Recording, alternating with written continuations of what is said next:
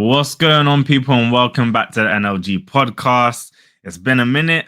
Today we took on Girona in the Champions League, securing our place in the round of 16.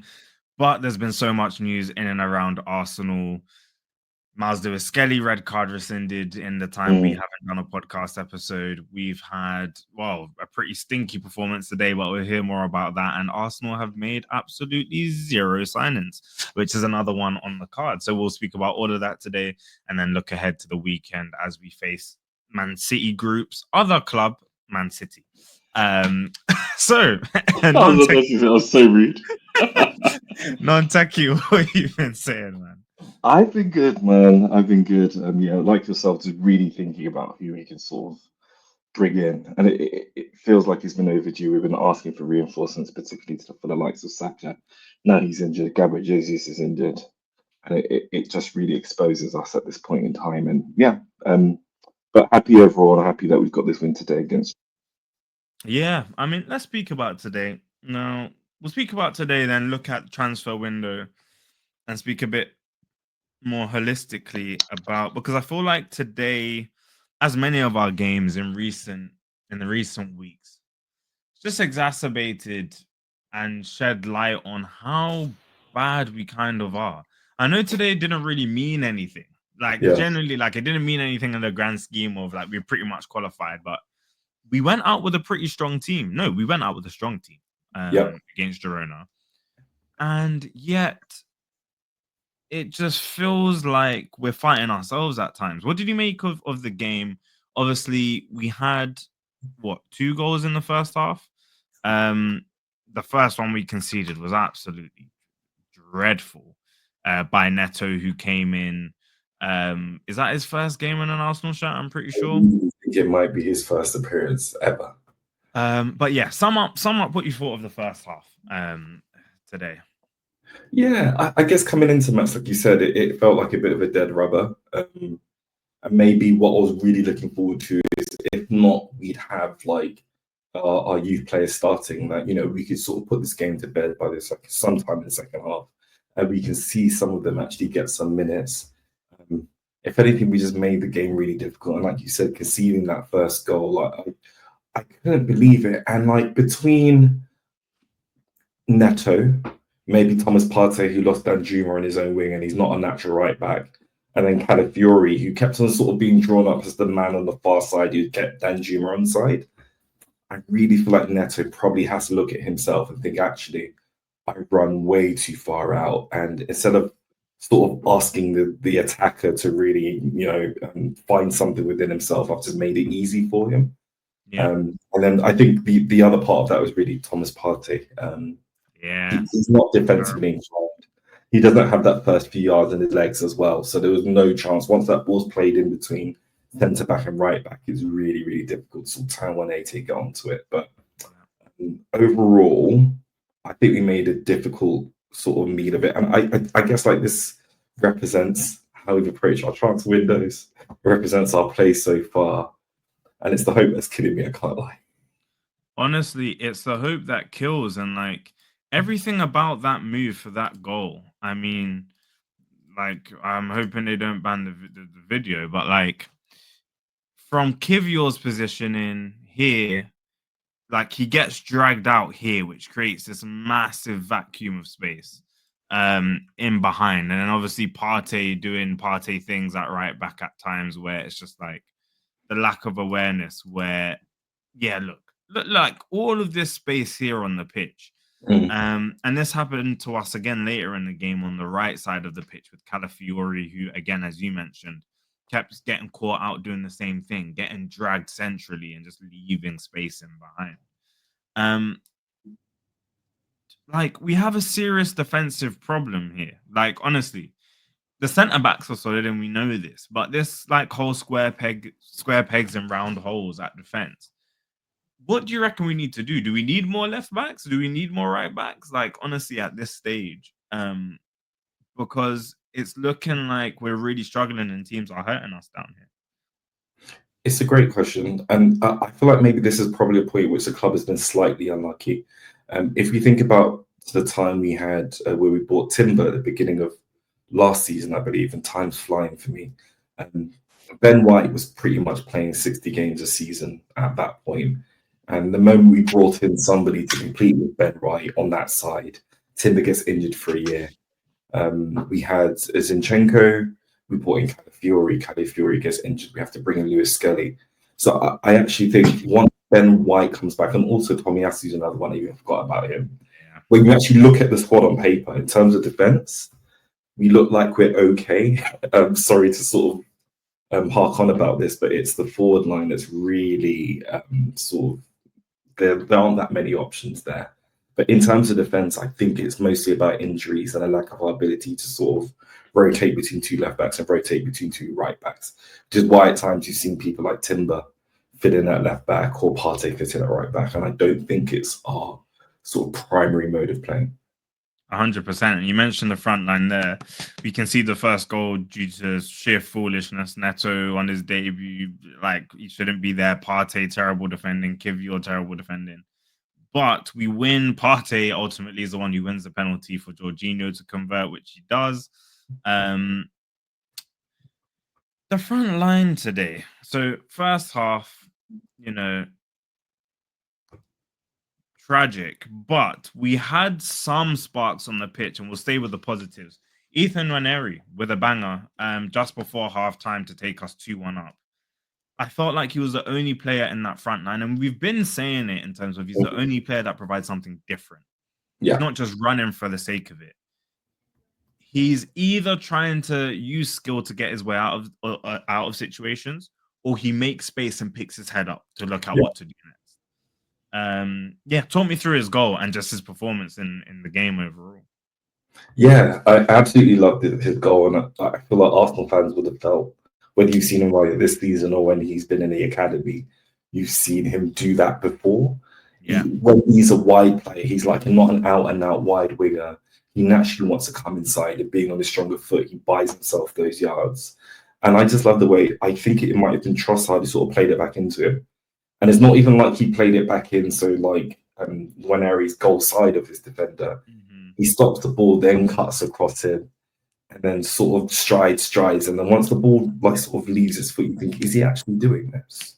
And we've seen Saka do it, we've seen Nwaneri do it as well. And I think to a broader point, his general play is like his ability to assess when he should carry the ball, when he should release the ball, how he can drive into space to find people to link up with. It's second to none, and I just hope he doesn't get coached out of it, because it seems like some of the other players just don't have it. Honestly. Yeah, sorry, just by contrast, I think somebody who could use some of that is Sterling, unfortunately, who seems to want to sort of dribble into dead ends. So yeah, by contrast, I think Nwaneri had a great game. Listen, Velma from Scooby-Doo, bro. Oh, This guy, I was literally just going to make the exact point. I was going to say, on the opposite wing, Sterling today, it's that decision-making point about Sterling. He does not know when to release the ball. Yeah. And I feel like when he gets dispossessed, the next time he picks up the ball, he's trying to correct his errors. But he does that by, again, repeating the same thing over and over and over again. He's not quick enough to beat his wingers anymore. He's not tricky enough. Yeah, exactly. All you need to do is basically stand and watch him spin around and do just run in straight lines pretty much. That was a thing. And Trossard played, I guess, false nine today, and I guess free roam. There wasn't much from him or Odegaard. I found kind of just floating about. Trossard had a good shot where he just hit the bar in the first half. Yes, really made the most of that. But yeah, and he found great deal. He found himself in a good space in the first like 6-7 minutes where the ball just whacked his body, like he was right in front of goal, and the ball just whacked his body and it went out. And I was like, bro, like just connect with it, you know. I know he's good enough to do as well. Yeah, he's more than good enough to do. We know he's got the ability. And I just feel like just watching that Marino, I didn't notice up until I said Marino's the kind of player who I don't notice he's playing until he does something bad, and then I'm really hyper analyzing his performance after that. I just don't understand. Like I just don't understand. Like I know I'm not a coach. I know I'm not, I've kicked ball at a very amateur level Sunday league, but I don't get it. Can I just come in on that point? Like, I understand we've not played the game at the highest level ourselves, but there's something to be said for like at every level, even at the top level, players should be able to do certain things. So we've levied criticism at players like Granit Xhaka for not being able to take the ball on the half turn, for example. And people may say, well, you've never played that level. Well, I know players at that level are doing it. Yeah. So when it comes to Marino, for example, he either doesn't scan to think I can let the ball roll across my body and I could take a touch that puts me forward and stops my attackers in their tracks because I could dribble or I could pass. Odegaard does this very well. He almost sort of puts you at a standstill when he gets the ball, but often enough his thinking is forward. Whereas Marino, part of the reason why he didn't notice him, unfortunately, two reasons really. Number one, he passes sideways and backwards a lot. Don't get me wrong. There's a place, there's time and place for that. But sometimes you can progress the ball, but your attitude and your body language will dictate your first touch, and then that will tell you where you can pass because the angles start to close and the picture changes. But also, Calafiori was often sort of in Marino's channel in his position. Calafiori plays like a five-a-side player who just like follows the ball, and if the ball progresses, it's fantastic. Sometimes you get caught out of position, but yeah, Marino was often in like a wide left position, so he was quite peripheral, particularly in the first half. No, 100%, and that's a good point on both sides of that point. Yes, he's sideways and backwards, but even you see Jorginho, like some people don't like Jorginho, but Jorginho can do sideways and backwards. But you realize with Jorginho, when he's passing forward, it's usually with a clear intent to break lines. It's like a quick zip pass or over the top, or like you can mix it up. But I feel like what happens with Marino when I watch him, he feels to get lost and hide behind the banks or fall. Yeah. Odegaard will at least try and rotate out, come deep. Marino just always seems behind the player and not in a position to receive the ball. And if he isn't in a position to receive the ball, again, he doesn't have the speed, the technical ability to spin out or make yards up the pitch. And it's frustrating to watch for me because, you know, you at the very least should have those as basics. Yeah. And I feel like it just resulted for a very flat game between, you know, Odegaard, Marino. It was very flat. And we come out second half. And the game is just, I mean, chances here and there. Partey goes on the bench, Timber comes on. Waneri's still trying stuff. We bring on Havertz. I mean, was there much in the second half? There wasn't a great deal in it. It had the feeling of a game where like everybody knew what the conclusion was. So first and foremost, this game didn't really mean much in terms of points of qualification for Girona. And like you said at the beginning of this episode, it kind of didn't mean that much for Arsenal. I think a multitude of things would have to go categorically wrong and against Arsenal for us to go out in this fixture, even had we lost. And so with all that being said, I think by the time we came out to the second half, it just lacked that spark or that edge, that like competitive edge that normally would make a game like this a bit more entertaining and a bit more free flowing. What do you make of this Champions League format? Do you think it's worse? Obviously, there's the entertainment business side of this format, as in just winning more games. But is it actually benefiting the teams? Is it more interesting from an entertainment standpoint? Like, how are you finding this new format? I guess I'm liking it, just in short. And I guess there are a number of ways to look at this new format. I think this new format has been in the works, but has probably been expedited as a response to the threat of the Super League. So I don't know if you remember a few years ago, I think a few of the quote-unquote top clubs from around the world were threatening to sort of secede from the domestic leagues and just enter a Champions League format that just remains as what it is. And that really threatens the footballing pyramid. And so one way to mitigate against that is to have UEFA, have the Premier competition, have more games to satisfy those stakeholders who feel like actually we need more commercial revenue. But it also means with this format, I forget what it's called. I think it's called like Swiss rules or something like that. I think it was taken from chess or whatnot. It enables more jeopardy. Before, you could probably qualify within like 5 or 6 games within the old Champions League group stage format, and you kind of know what would happen by the 5th or 6th game. and you can rest. Whereas this, I think, for the majority of teams, bar maybe Liverpool and one other, like the fixtures really mattered. I think it was Liverpool and Barcelona. Yeah. And even for us, like, like I said before, things could have gone really wrong.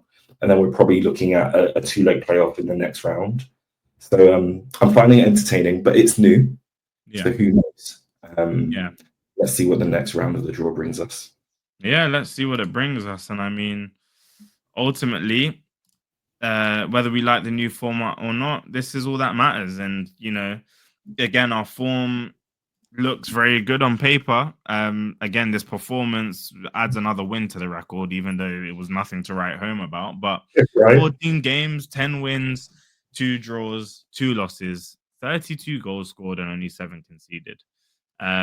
Again, even the fact today's goal that Girona scored adds to that conceded list is poor form. But yeah, we're now into the knockout round, and it will be very interesting to see how we deal with that. And I want to speak about how we can make a difference in those knockout rounds.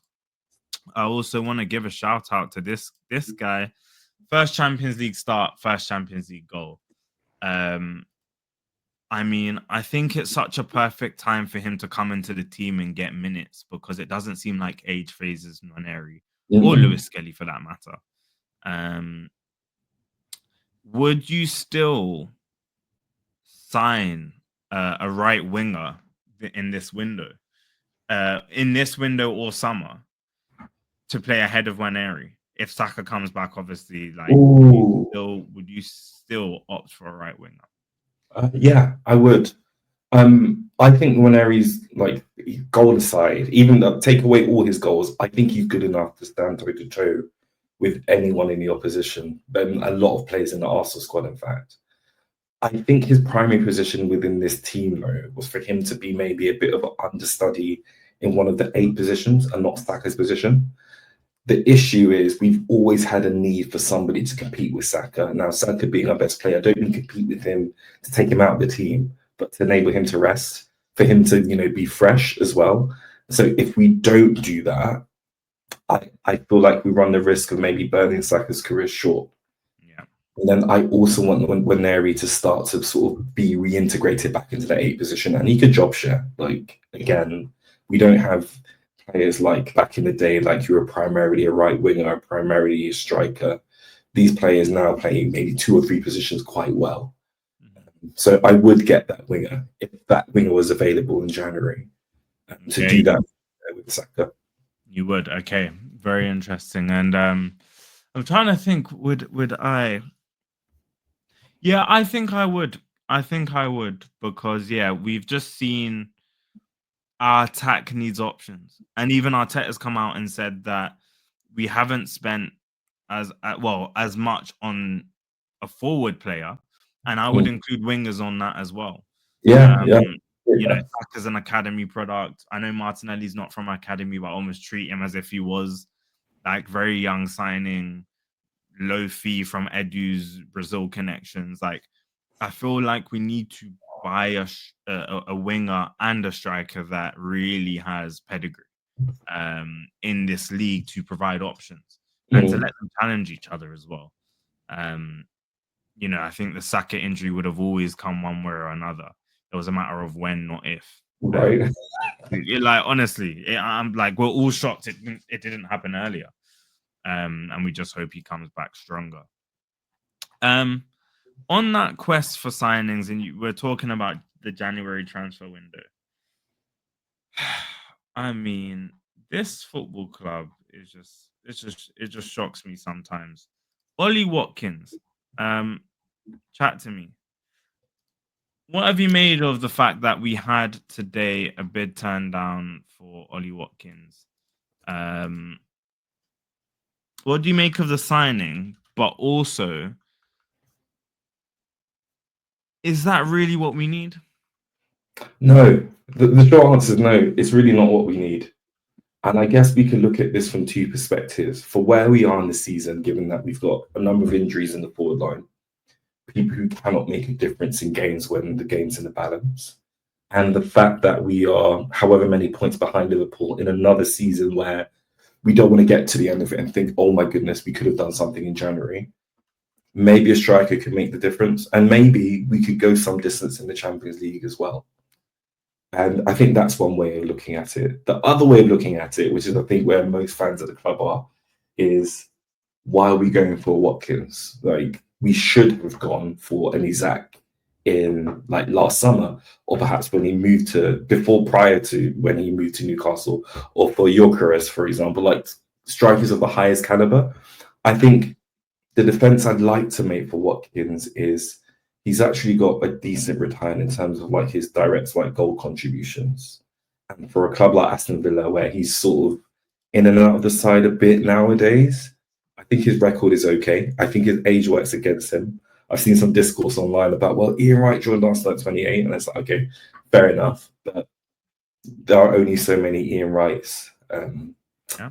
So yeah, I'm a bit conflicted. I think if the club doesn't act, it would be worse. It would be a lot worse. And so we do need to get a striker of a particular caliber.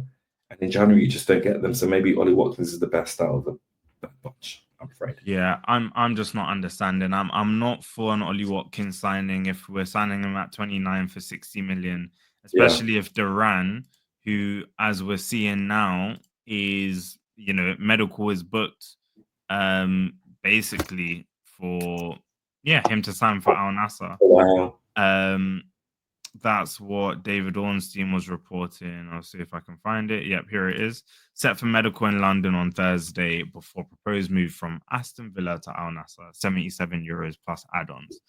And if he's an option, and Arsenal always being nursery FC wanting to sign youngsters, how did we skip that? And why do we think Aston Villa would let Ollie Watkins go in any sense of the word? And why didn't a bid come in earlier, before John Duran was on a radar, or before a bid was ready for him? Again, like Arsenal's logic of making these approaches for players, and apparently, I'm not sure how true this is, but Fabrizio was saying Aston Villa weren't happy with the fact they made a bid for him before their Champions League game, or I reckon that's just talking stuff up, but like, it just, I don't get the direction. Like, you go from apparently bidding from Vlahovic at early 20s to apparently wanting Isak, to now making a 60 million out of nowhere for Ollie Watkins at 29, which would definitely mean we won't sign another striker for probably 5 years. So yeah, where's the logic in it? I think the easiest thing here is like the simplest answer is probably the answer, like Occam's razor. There is no logic.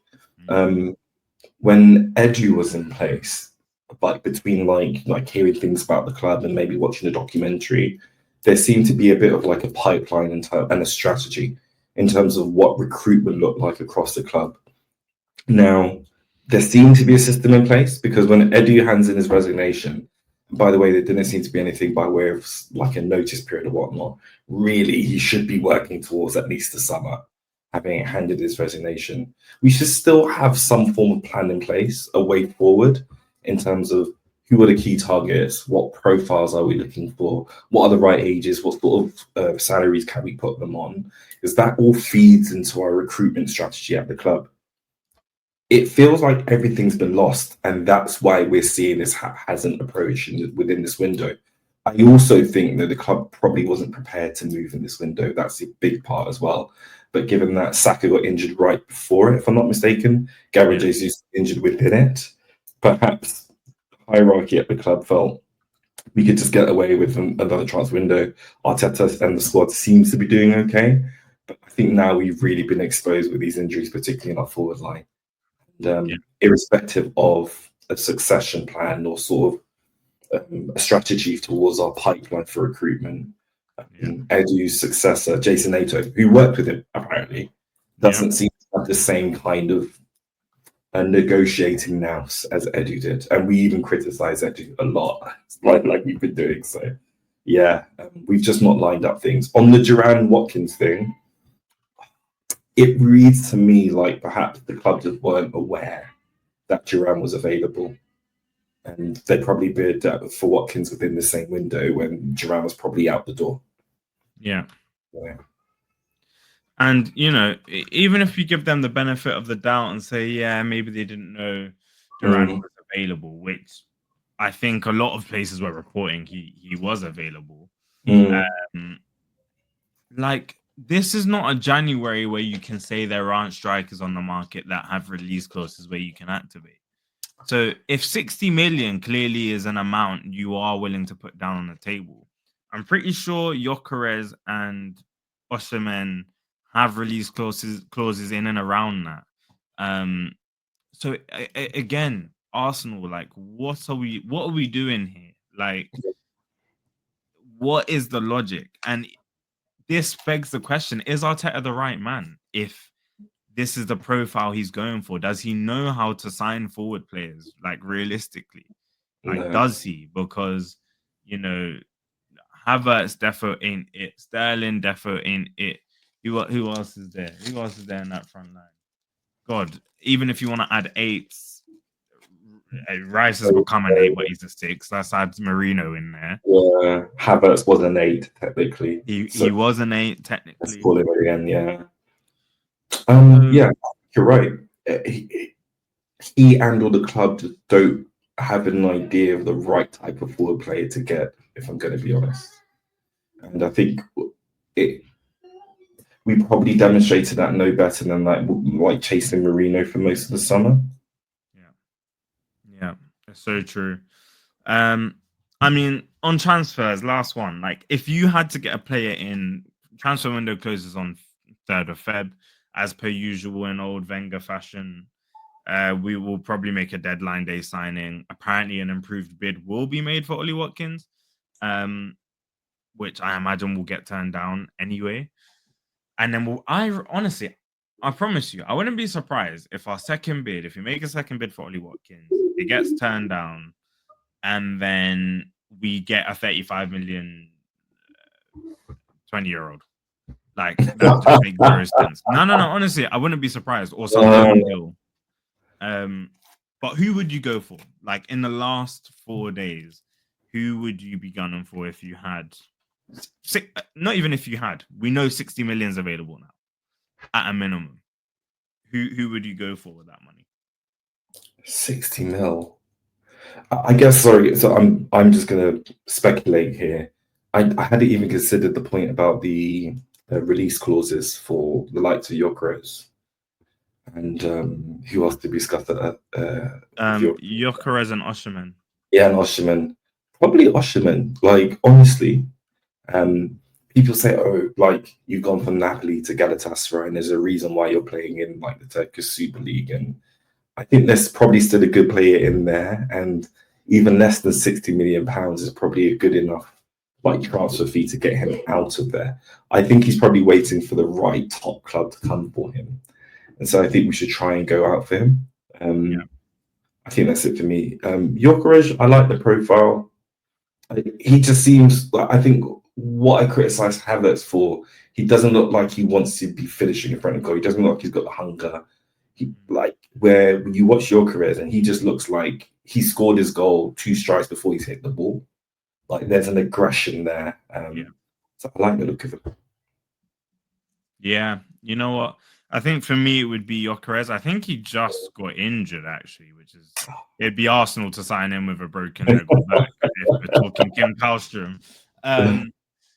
But I really like his bullish nature. I think we need a player who can bully, like, really bully a backline. Like, Havertz came on the pitch and he's floating about like a butterfly. Sterling's running into brick walls. They're all bumping into each other in the box. Like, honestly, I just don't understand. So yeah, okay. Let's see what Arsenal end up coming up with. Obviously, like, we'll do videos if anything breaking happens. And then really next thing to do is look towards Man City, because the Premier League, well, whether it makes sense or not, we're still second. There's still something to play for, supposedly. And we face a Man City that they're conceding goals. They could have lost today, but they've won 4 in their last 5. To be Oh, honest, did they end up winning today? By the way, they I ended up lost. winning. Wow. They ended up winning. I think it was 3-1. Wow. They ended up winning. But yeah, look, City aren't far behind us. They're 6 points behind us, 12 points off top. Do we have a chance against City? Yeah. I think we've seen vulnerabilities in them.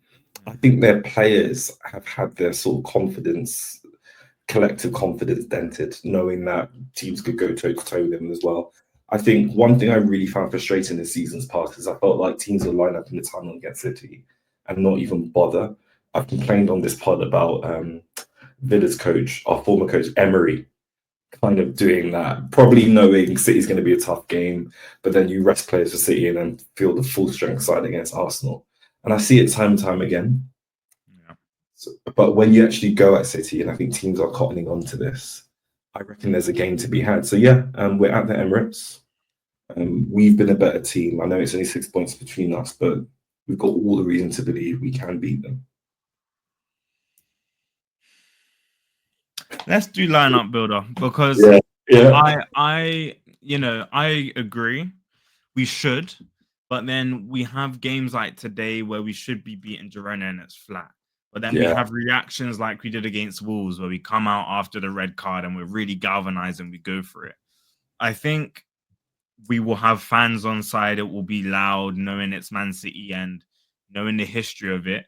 But once again, if we're having to see,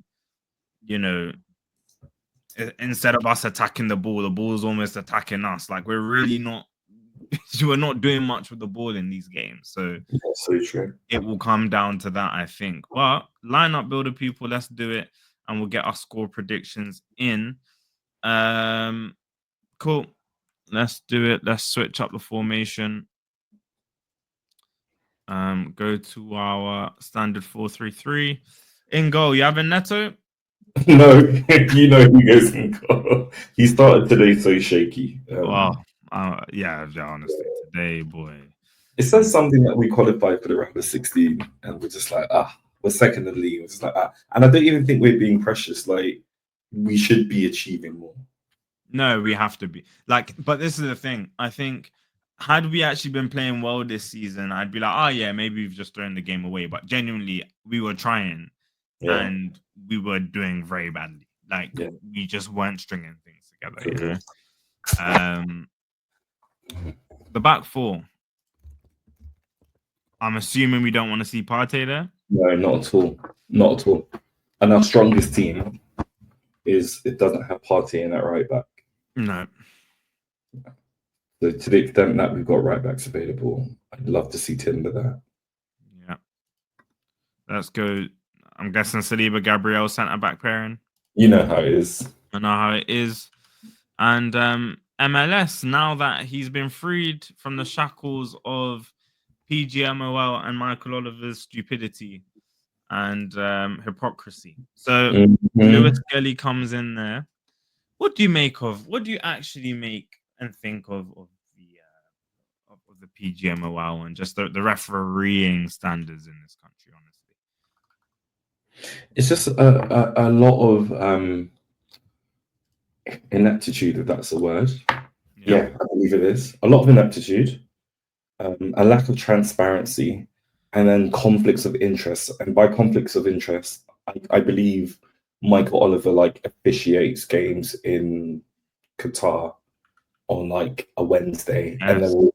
and then we'll ref a Premier League game on a Saturday. And I just think, even if nothing's dodgy going on, the optics are really wild. And then after the Wolves result, I don't know if you saw some of those schematics. People just drew up data around which teams Michael Oliver books more than any, who he gives yellows, who he gives reds to, and then what that looks like per 90 minutes. And he disproportionately books Arsenal. Now, I know Man City bring down people in the middle of the park so much. That's their thing. They are so good at that and they never get booked. And it just makes me feel like, well, 1 or 2 games may be a coincidence, but the data over a large sample size doesn't lie. And I think there's some bias there. Yeah. No, 100%. there's so much bias there. And I made this comment the other day. Mm. I don't know if you've heard of Christina Uncle before. She's the female ref on a US network, isn't she? Yeah, And she will correct. actually explain in a way Howard Webb would never, with Michael Owen on Scout Sports, just swinging. 100%. Yeah. I've honestly said I think she should lead PGMOL or whatever reformed nature of refereeing is. She was a referee herself. She has a degree in sports law and litigation. She Oh, understands not only the football, but understands how to conduct and express rules and at least how they should be packaged. And if not, she was very good at explaining how they should be and then actually how they're exercised in practice. And I feel like she did such a great job during the Euros of just explaining decisions way better than any of these people could do. I would honestly love to see her take that job because these lot are fools. Honestly. Can't stand them. Lineup builder, the 8s. Odegaard, I assume. Yeah, Odegaard picks himself. It's a lack of consistency thing as well. Just sorry to go back onto the refs, but whilst we build this, it's like full well when we see us get booked for like Trossard kicking the ball away, Rice kicking the ball away, you will never see that sort of sending off again. I think Joao Pedro even did it in the same game against us against Brighton. It was yeah. Anyway, that's our midfield. Yeah, honestly, that's our midfield. Literally picks itself.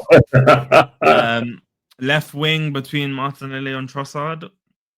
Go Martinelli, and I think Arteta probably had it in mind to go Martinelli. Okay. Having kind of rested him. Yeah, it's true. Outright, who do you go for? Nwaneri all day, and that's not even with his goal. He's just he's a continuity player, not like a Jorginho would be, but in the forward line, he ensures things move. He ensures things progress. So yeah, Nwaneri all day. And up top today, we went Trossard as a false 9. Would you stay with that, or would you go with Havertz up top? Would you reckon? I'll start with Havertz, and I can't lie, just vibes. Like, I don't know how he's a top level footballer. Somebody posted an old clip of him on Twitter in his Leverkusen days, and he looks a baller. People said he's grown like 3-4 inches in that time. I'm like, your age 24, 25. How are you still catching up with your body? 100%. Like, no, I'm not gonna lie. Like, there's no excuse for the drop off. Like, it's just the drop off is literally as if he's never played football before. Like, it's actually genuinely concerning. Like, I sometimes just watch him play him and Marino, and I'm just like, crazy. Yeah, I don't know. Listen, people, City's going to be a tough game at the weekend.